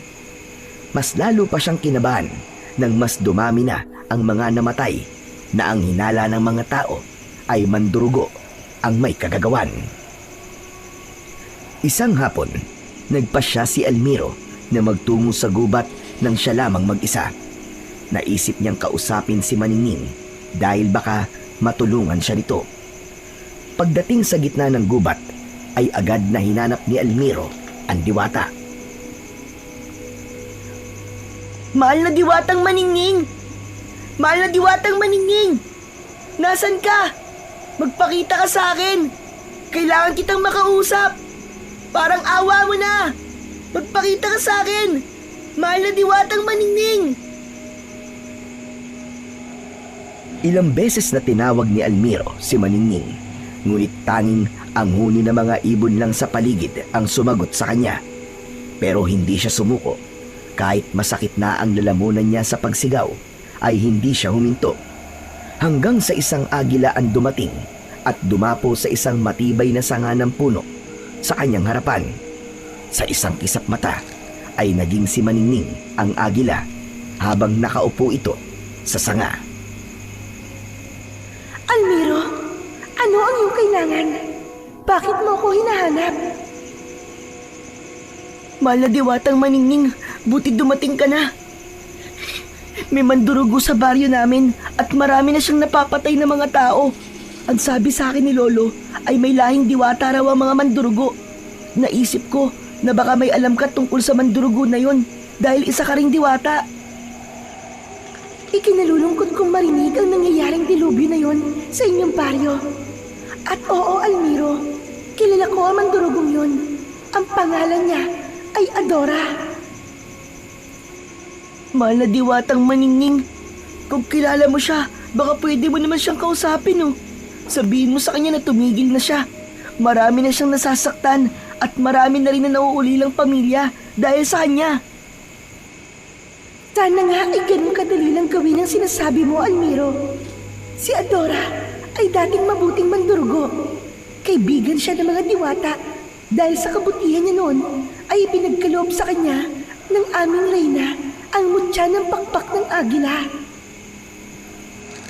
Nanlaki ang mga mata ni Almiro. Hindi siya makapaniwala sa kanyang narinig. Kung ganun, siya pala ang unang nagmamay-ari ng mutya. Tama ka, Almiro. Ngunit binigo niya kaming mga diwata. Dahil mas lumakas siya, ay ginamit niya ang kanyang kapangyarihan upang malakit ng mga tao. Naging gahaman siya sa kanyang kapangyarihan dahil sa mutya. Simula siyang pumatay ng mga tao. At dahil doon, binawi namin sa kanyang mutya at kasama na ron ang kanyang kagandahan. Nawala ang kanyang maamang muka at napalitan yon ng mukha ng isang nakakatakot na halimaw. Kaya kung mapapansin ng marami, ay hindi maganda si Adora, gaya ng isang aswang na mandurugo. Simula noon ay pinagkatiwala na sa akin ng mga diwata ang mutya ng pakpak ng agila upang hanapin ang susunod na karapat-dapat na mag-iingat nito. At ikaw na nga ang napili ko, Almiro. Napako ang tingin ni Almiro sa mutyang nakasabit sa kanyang leeg. Bahagya siyang natigilan at pinag-isipan ang mga sinabi ng diwata. Kaya mo ba'y binigay sa akin ng mutya ng pakpak ng agila ay dahil alam mong sasalakay si Adora sa baryo namin? At gusto mong ako lumaban sa kanya? Tama ba ako, mahal na diwatang maningning? Hindi, Almiro. Hindi ko ibinigay sa iyong mutya ng pakpak ng agila para lumaban ka sa kanya. Ipinagkatiwala ko to sa iyo dahil nakita ko sa puso mo ang kabutihang matagal ko nang hindi nasilayan sa mundong ito. Gusto ko maranasan mo mabuhay ng normal, gaya ng ibang bata. Pero, mahal na diwata, bakit sa baryo namin siya umatake? Hindi kaya nararamdaman niya kung nasa ng mutya? Maaaring totoo ang hinala mo, Almiro. Bilang si Adora ang unang nagmamay-ari ng mutya ng pakpak ng agila, ay baka may koneksyon pa rin siya dito. Maaaring nararamdaman niya ang presensya ng mutya at marahil yun ang dahilan kung bakit siya umaatake sa inyo. Ibig mong sabihin, kukunin niya sa akin ng mutya? Ganun ba? Naku, nanganganib na pala ang buhay ko. Inalulungkot ko, Almiro. Pero mukhang ganun na nga ang nangyayari. Kung gusto mo, ay maaari kong bawiin na sa iyong mutya. Wala kang obligasyon na pasanin ang responsibilidad na kaakibat nito sa ngayon. Naiintindihan ko na isa ka lang bata at ayokong mapahamak ka. Natigilan si Almiro sa sinabi sa kanya ni Maningning. Naisip niya na kung sakaling mawawala ang mutya sa kanya, ay hindi nun masisiguro na hihinto na ang mandurugo sa pagsalakay sa baryo nila. Ang mutya ng pakpak ng agila na lamang ang pag-asa nila para lumaban at kung mawawala pa yun sa kanya, ay baka mas lalo silang manganib. Hindi, huwag niyo pong kunin sa akin ng mutya. Higit na kailangan ko po mutya ngayon, mahal na diwatang maningning. Kung totoo ngang hinahanap ito ni Adora at kung totoo ngang gusto niyang kunin sa akin ng mutya, ay kailangan ko manatiling malakas. At kung kakailanganin kong harapin siya, ay gagawin ko po para sa baryo namin. Matipid na ngumiti si Maningning, bagamat bakas sa mga mata nito ang pag-aalala para kay Almiro.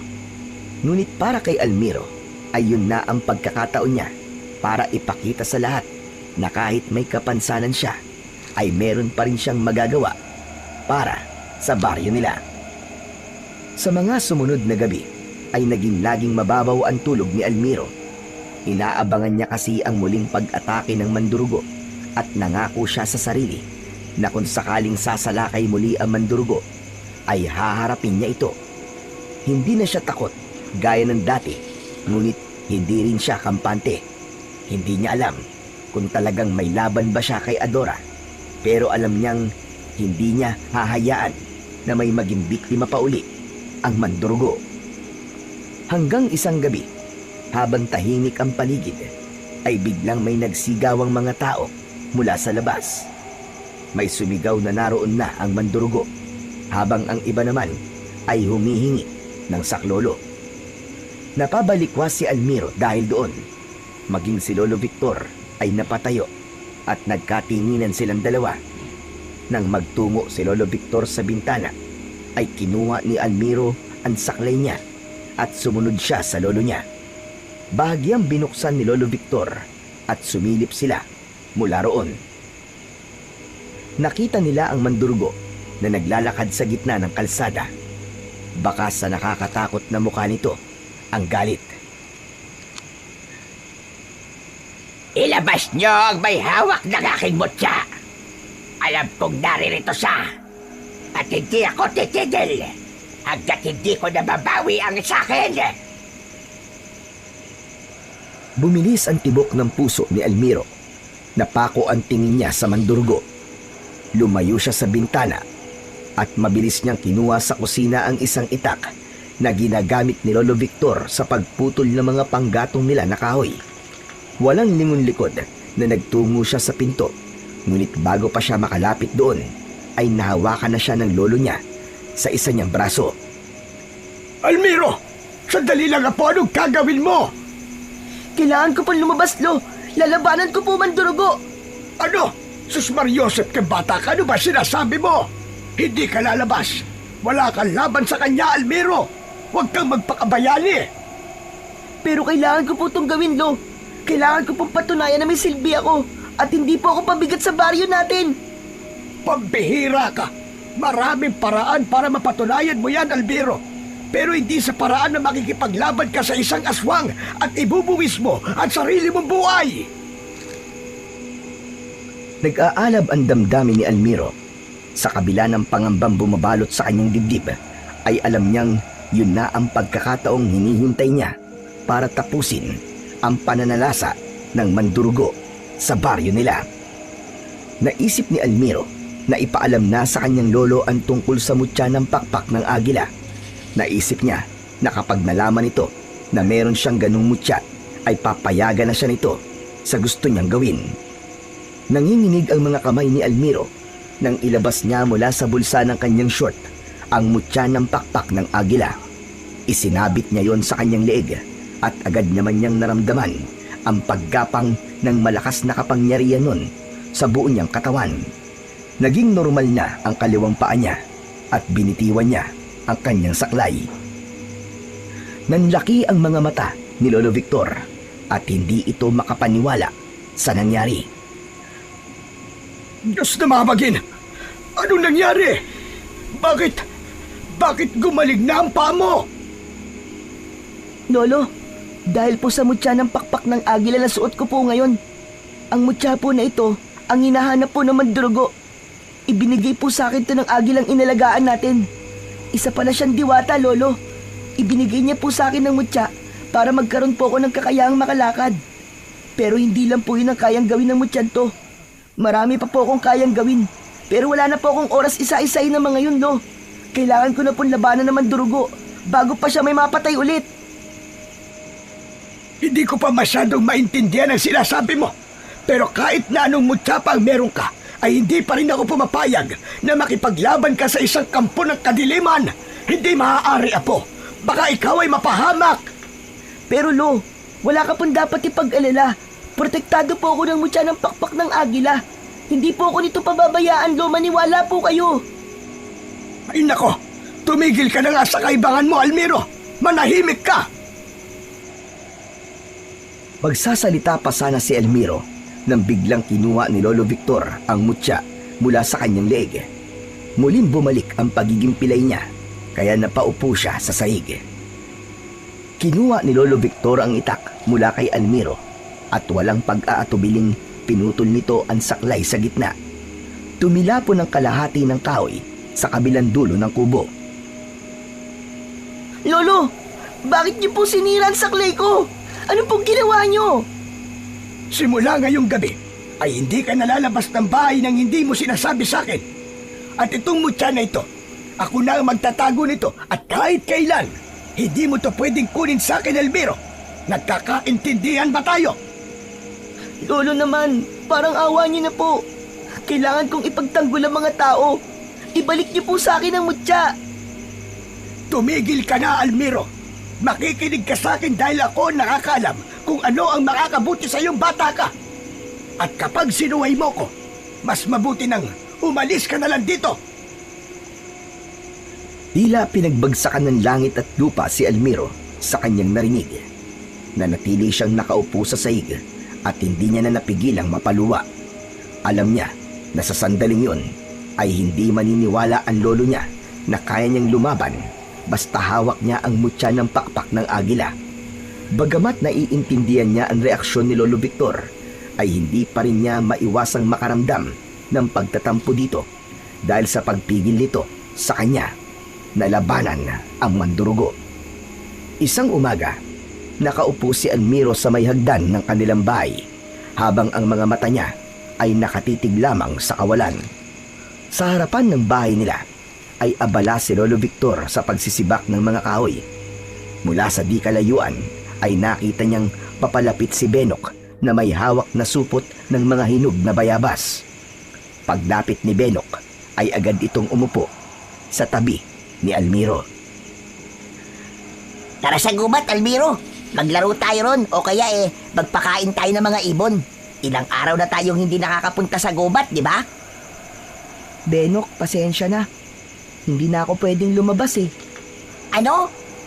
Bakit ka naman bawal lumabas? Ayaw na ni Lolo Victor eh. Nag-aalala siya dahil sa mandurugo. Grabe, ang higpit-higpit naman ng lolo mo. Walang pakisama. Ay, sorry. Baka nga pala marinig niya ako. Pero sa bagay, lahat naman takot na talaga sa mandurugo eh. Kagabi nga, may 3 na naman pinatay yung mandurugo na yun. Si Mang Pedro tapos yung asawa ni Mang Kaloy na buntis. May iba pa, pero hindi ko na alam kung sino-sino. Mabuti na lang talaga, hindi pinuntirya ng mandurugo ang bahay namin. Napatingin si Almiro sa lolo niya na noon ay abala pa rin sa pagsisibak ng kahoy. Ngunit habang binabanggit ni Benok ang mga pangalan ng mga biktima, ay napansin niyang bigla itong huminto sa ginagawa. Para bang may kung anong lungkot ang bumalot sa katawan nito. Oo nga pala, narinig mo ba kagabi, Almiro? Hinahanap daw ng mandurugo yung mutya ng pakpak ng agila. Alam din pala ng mandurugo ang tungkol sa mutya mo, Almiro. Narinig ko, Benok. Sumisigaw siya na gusto niyang makita ang may hawak ng mutya ng pakpak ng agila. Ibibigay mo ba ang mutya sa mandurugo, Almiro? Hindi kaya kapag nakuha niya yon, umalis na siya? Hindi kailanman. Hindi ko ibibigay sa kanya ang mutya, Benok. Hindi ako sigurado kung titigil siya kapag nakuha niya na yun. Baka nga, kapag mas lumakas pa siya, ay mas marami pa siyang mapatay. Hindi lang dito sa baryo natin, kundi sa iba pang mga lugar. Sa bagay, tama ka rin. Baka yun pa maging dahilan ng tuluyang pagkawasak ng baryo natin. Maya-maya pa, lumapit si Lolo Victor sa kanila at matiim nitong tinignan si Benok. Benok, umuwi ka na. Baka hinahanap ka na sa inyo. Ayos lang po, Lolo Victor. Nagpaalam naman po ako sa nanay ko. Alam po niya na nandito po ako. Umuwi ka na, Benok. Sige na. Huwag ka nang makulit. Napalingon si Benok kay Almiro na para bang ayaw pa nitong umalis. Ngunit tumango na lang ito at tinapik siya sa balikat. O paano? Sige, Almiro. Aalis na ako. Saka na lang siguro tayo maglaro kapag wala na dito sa baryo natin ang mandurugo. Wala sa sariling tumango si Almiro. Pinanood niya ang papalayong si Benok. Sa mga nalaman ni Benok na naging biktima ng mandurugo kagabi, ay sumikip ang dibdib niya. May pagkakataon na siyang harapin kagabi ang mandurugo, pero hindi niya nagawa dahil wala na sa kanya ang mutya ng pakpak ng agila. Kinagabihan, tahimik na nagsalo sa hapunan sina Almiro at Lolo Victor. Habang kumakain ay napansin ni Almiro ang panakaw na tingin ni Lolo Victor sa kanya. Tila may nais itong sabihin, ngunit nahihiya ito. Huminto sa pagkain si Almiro at sinalubong niya ng tingin si Lolo Victor. Lolo, naiintindihan ko po kung bakit ayaw niyo po akong lumaban sa Mandurugo. Alam ko na gusto niyo lang po akong protektahan. Pero wag po kayo mag-alala, Lo. Kahit labag po sa kalooban ko, ay susundin ko na lang po kayo. Naiintindihan din kita, Apo, kung bakit gusto mong lumaban. Gusto mo rin protektahan ng baryo natin. Biglang tumayo mula sa upuan si Lolo Victor at naglakad ito papunta sa lumang aparador. Binuksan ito yon at may kinuha ito mula sa ilalim ng mga nakasalansang kumot at lumang damit. Pagbalik nito sa hapagkainan ay inilapag nito sa harapan ni Almiro ang mutya ng pakpak ng agila. Napakunot ang noo ni Almiro at napatitig siya sa mutya. Lolo, ano pong ibig sabihin nito? Ang totoo ay natatakot pa rin ako na lumaban ka sa Mandurugo, Apo. Natatakot akong baka mapahamak ka. Pero baka nga may dahilan kung bakit binigyan ka ng mutya ng diwata. Gaya mo, ayoko ring may mamatay pa dahil sa Mandurugong yun. Kung may kakayahan kang tumulong, ay hindi ko na yun hahadlangan pa, Apo. Pinapayagan na kitang labanan ng Mandurugo na yun, Almiro. Hindi na napigilan pa ni Almiro ang mapangiti. Mabilis niyang kinuha ang mutya at agad yung isinabit sa kanyang leeg. Muling bumalik ang lakas ng mutya sa kanyang katawan at bumalik na sa normal ang kaliwa niyang paa. Tumayo siya at lumapit siya sa kanyang lolo at mahigpit niya itong niyakap habang naluluwa siya. Lolo, salamat po! Salamat po talaga! Huwag ka nang umiyak. Walang anuman na po. Patawarin mo ko kung minaliit kita at pinagdudahan. Ngayon ay hindi na ako magdududa pa sa'yo. Mahal na mahal kita, Apo. Mahal na mahal din po kita, Lo. Sobra! Tinapik ni Lolo Victor ang likod ni Almiro at sa gabing yun ay mas lalong lumakas ang loob ni Almiro na lumaban dahil alam niyang suportado na siya ng kanyang Lolo Victor. Ilang oras matapos ang hapunan ay humiga na sina Almiro at Lolo Victor. Bago sila humiga ay nagdasal muna sila para sa kaligtasan nila at sa kaligtasan na rin ng lahat ng tao sa baryo nila. Ilang minuto nang nakahiga si Almiro pero hindi pa rin siya makatulog. Nakatitig lang siya sa kawalan at hindi niya maunawaan kung bakit kakaiba ang kaba niya ng gabing yun. Hindi nagtagal ay naputol ang katahimikan. Nakarinig sila ng sigawan ng mga tao sa labas. Nagkakagulo ang mga yon na parabang merong tinatakasan ang mga ito. Napabalikwas ng bangon si Lolo Victor. Nagmamadali itong lumapit sa bintana at sumilip mula roon. Maya-maya pa ay humarap ito kay Almiro. Almiro, Apo! Mukhang sumasalakay na naman ang Mandurugo! Tumayo na rin si Almiro. Suot pa rin niya ang mutya ng pakpak ng agila dahil hindi niya na yun kailangang itago sa kanyang lolo. Lolo, pinapayagan niyo na ba talaga ako makipaglaban sa Mandurugo? Hindi sumagot si Lolo Victor. Bagkus ay kinuha nito ang itak at inabot yun kay Almiro. Lumabas ka na, Apo! Ipakita mo sa lahat kung ano ang kaya mong gawin. May tiwala ako sa iyo, Apo. Alam kong kaya mong talunin ang pag-aasik ng lagim ng Mandurugo dito sa baryo natin. Sulong, Apo! Hindi na nakapagsalita si Almiro. Sa halip ay niyakap niya ang lolo niya ng mahigpit. Matapos ang yakap na yon ay matapang siyang tumungo at pinuntahan niya ang pinto. Sa pagbukas niya ng pinto ay sumalubong sa kanya ang malamig na hangin sa labas. Isang malalim na paghinga ang pinakawalan niya bago siya naglakad palabas ng kanilang kubo para labanan ang Mandurugo. Mabilis na naglakad palayo si Almiro sa bahay nila at hinanap niya kung nasaan ng nilalang na nagdudulot ng lagim sa kanilang baryo. Tumigil siya sa gitna ng kalsada at tumingala sa kalangitan.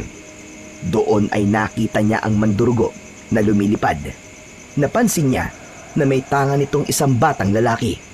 Maya-maya pa ay binitiwan ng mandurugo ang bata at mabilis siyang bumulusok paibaba.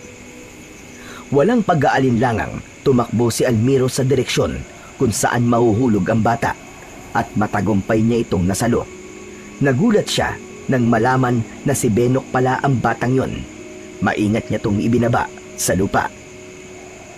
Benok, ikaw na naman. Salamat, Almiro, ha? Teka, lalabanan mo na ba yung mandurugo?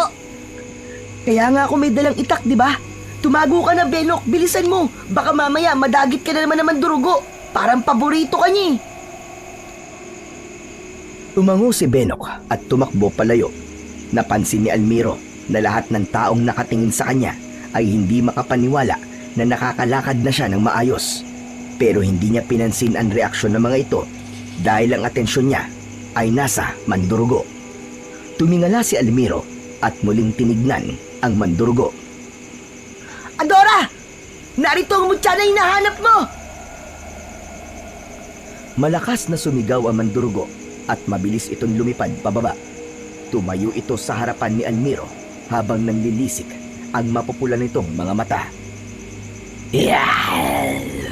Hindi ako makapaniwala.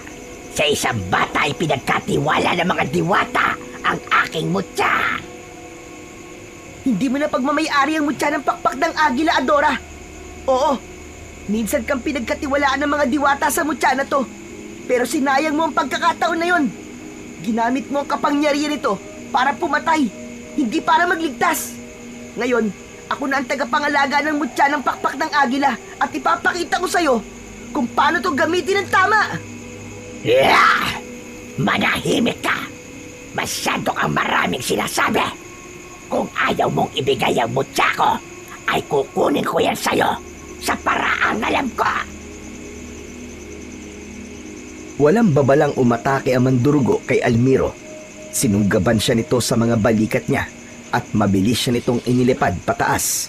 Nang napakataas na nila ay huminto ang mandurugo. Tignan natin kung mabubuhay ka pa sa gagawin ko! Pinitiwan ng mandurugo si Almiro. Mabilis siyang bumulusok pa ibaba. Ngunit agad niyang ginamit ang kapangyarihan ng mutya ng pakpak ng agila at pinigilan niya ang tuluyan niyang pagkahulog. Lumutang siya sa ere at mabilis siyang lumipad pa itaas at hinarap ang gulat na mandurugo. Nakakalipad ka rin? Pero mas mabuti na nga yan para naman kahit paano ay may laban ka sa akin! Ngayon, ako naman! Sinugod ni Almiro ang mandurugo at sinubukan niya itong tagain sa muka. Nakaiwas ang mandurugo pero nadaplisan ito ng talim ng itak sa pisngi. Nagpatuloy ang laban ni Almiro sa mandurugo. Paulit-ulit silang nagbanggaan sa ere. Biglang lumipad ng mas mataas si Adora at saka ito umatake kay Almiro habang nakaumang ang matutulis nitong mga kuko. Sa bilis ng mandurugo ay hindi niya na nagawang makailag at bumaon ang mga kuko nito sa kanan niyang braso. Impit na napasigaw si Almiro dahil sa sakit at hapdi. Dumaloy ang dugo sa kanyang braso papunta sa kanyang kamay at halos mabitiwan niya ang hawak niyang itak. Ngunit hindi siya sumuko. Alam niya na kung susuko agad siya ay mas lalong malalagay sa higit na panganib ang kanilang baryo. Bagamat masakit ang sugat ni Almiro, ay pinili niya na manatiling kalmado habang nakalutang sa ere. Sa pagkakataon na yon, ay ginamitan na rin ni Almiro ng bilis ang mandurugo. Sa isang iglap ay nasa likod na siya ng kanyang kalaban at isang malakas na taga ng itak ang pinakawalan niya na tumama sa isang pakpak ng mandurugo. Napasigaw ang mandurugo at nahirapan itong makalipad. Pilit nitong ikinakampay ang mga pakpak pero unti-unti na itong nahuhulog paibaba. Agad na hinawakan ni Almiro ang braso ng mandurugo. Napatingin siya sa ibaba at nakita niya ang ilang tao na may hawak na mahahabang kawayan na may matutulis na dulo. Dahil doon ay isang ideya ang pumasok sa isip niya. Malakas siyang sumigaw at siniguro niya na maririnig siya ng mga tao na nasa ibaba. Itutok niyo pataas sa mga kawayan! Bilisan niyo! Nagkagulo ang mga tao sa ibaba, pero mabilis na tumalima ang mga yon. Nagtipon-tipon ang mga ito at isa-isang tinaas ng mga ito ang mga kawayan habang nakaturo sa kalangitan ang matutulis ng mga dulo. Mas lalong hinigpitan ni Almiro ang pagkakahawak niya sa braso ng mandurugo at mabilis siyang bumulusok pa ibaba kasama ito. Napasigaw ang mandurugo habang bumabagsak sila. Nagpumiglas ito pero mas malakas na si Almiro dito kaya hindi nito nagawang makawala. Nang ilang metro na lamang ang layo nila sa lupa, ay buong lakas na ibinato ni Almiro ang mandurugo pababa sa direksyon ng mga nakaabang na matutulis na kawayan. Tumusok ang katawan ni Adora sa mga kawayan. Tumagos yun sa iba't ibang parte ng katawan nito. Takot na binitiwan ng mga tao ang kawayan. Bumagsak ang katawan ng mandurugo sa lupa. Duguan yun at wala ng buhay. Maraang bumaba si Almiro mula sa ere. Nang lumapat ang mga paa niya sa lupa, ay napaluhod siya dahil sa labis na pagod. Nilapitan siya ng mga taong tuwang-tuwa at hindi makapaniwala sa mga ginawa ni Almiro. Ngunit sa dami ng mga taong nakapaligid sa kanya, ay isa lang ang kanyang nilapitan. Ang kanyang lolo, Victor. Niyakap ni Almiro ang lolo niya at dahil sa labis na kasiyahan, ay napaiyak siya. Nagtagumpay ka, Apo! Nagawa mo! Natalo mo ang mandurugo! Ipinagmamalaki kita, Apo! Maraming salamat po, Lo. Salamat po at nagtiwala po kayo sa akin. Tinulyapan ni Almiro ang walang buhay na katawan ng mandurugo na nakahandusay sa lupa. Aminado siya na hindi tama ang pumatay, ngunit alam niya na kung hindi niya pinatay ang mandurugo ay mas maraming buhay ang mawawala dahil dito.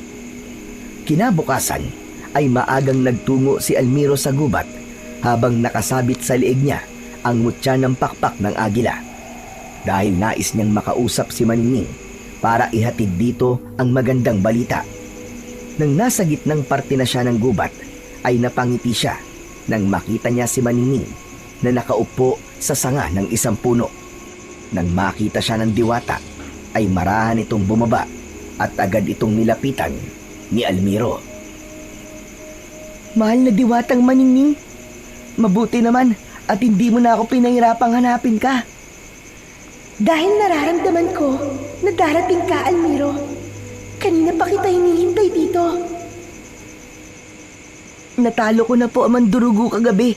Salamat po kasi ibinigay niyo po sa akin ang mutya ng pakpak ng agila. Kung wala po yun, baka hanggang ngayon po ay nananalasa pa rin po mandurugo sa baryo namin. Hindi na ako nagtataka na nagawa mo yun, Almiro. Hindi ba ang sabi ko sa'yo nun ay may tapang na natutulog sa loob mo? At ngayon, gising na yun. Maraming salamat po talaga, mahal na diwatang Maningning. Kaya lang, kukunin niyo na po ba sa akin ang mutya? Kasi napatay ko na po ang mandurugo. Almiro, hindi ko yan binigay sa'yo para lang labanan ng mandurugo. Ibinigay ko sa'yo ang mutya ng pakpak ng agila dahil isa ka mabuting bata. Karapat dapat ka, Almiro. Sa'yo na ang mutya ng pakpak ng agila. At dahil sa nagawa mong pagtapos sa mandurugo, ay may isa pa akong ipagkakaloob sa'yo. Itinaas ng diwata ang kanang kamay nito at bigla yung nagliwanag. Dumaloy ang liwanag sa kaliwang paa ni Almiro hanggang sa nawala yun. Mahal na diwatang Maningning, ano pong ginawa mo? Wala ka lang kapansanan, Almiro. Kahit wala ang mutya sa leeg mo, ay makakalakad ka na. Hindi mo na kailangan ng saklay kailanman. Bahagyang naluwa sa labis na kasiyahan si Almiro. Salamat! Salamat, mahal na diwatang maningning. Salamat talaga. Hindi ko magagawa ang lahat ng ito, kundi po dahil sa inyo. Ipagpatuloy mo ang kabutihan mo, Almiro. Sa ganung paraan, ay mas lalo mo mapapalakas ang kapangyarihan ng mutya. Isa pa, sa dami ng hindi magagandang nangyari sa inyong mundo, ay nangangailangan ito ng mas maraming tao na kagaya mo. Wala nang nasabi si Almiro. Gusto niyang yumakap kay Maningning, pero nanatili siyang nakatayo at marahan na lang siyang tumango. Matapos yun, ay nagpaalam na siya sa diwata at tinahak na niya ang daan palabas ng kagubatan. Mula nang mapatay ni Almiro ang mandurugo, ay unti-unting naunawaan ng mga tao sa baryo ang buong katotohanan nang marinig ng mga ito ang buong kwento mula mismo kay Almiro. Habang lumilipas ang mga taon, ay lalo pang tumitibay ang pagkakaibigan ni na Almiro at Benok. Magkasama silang lumaki at naging magkasanggan dikit sa pagsubok at saya. Patuloy na inaalagaan ni Almiro ang mutya ng pakpak ng agila. Mas lalo niyang pinaglinang ang kaalaman niya sa pakikipaglaban upang sa sandaling may magtangkang sirain ang kapayapaan ng kanilang baryo na kanilang tinatamasa ngayon, ay mas handa na siya bilang isang bagong tagapagligtas.